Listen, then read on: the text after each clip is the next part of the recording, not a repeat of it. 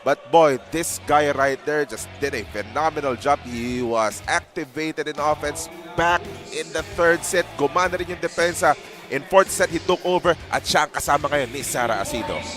I'm with our player of the game from the Generals, Frelwin Takulog. So Frelwin, nakita namin talagang nilaban nyo itong game na to. So what was your motivation all throughout the game?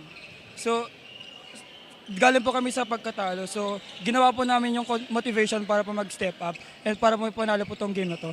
And syempre po, yung sinasabi po lagi ng mga coaches na makinig lang lagi sa kanila po. And syempre pagkatiwalaan po yung mga kasama po namin sa loob ng court.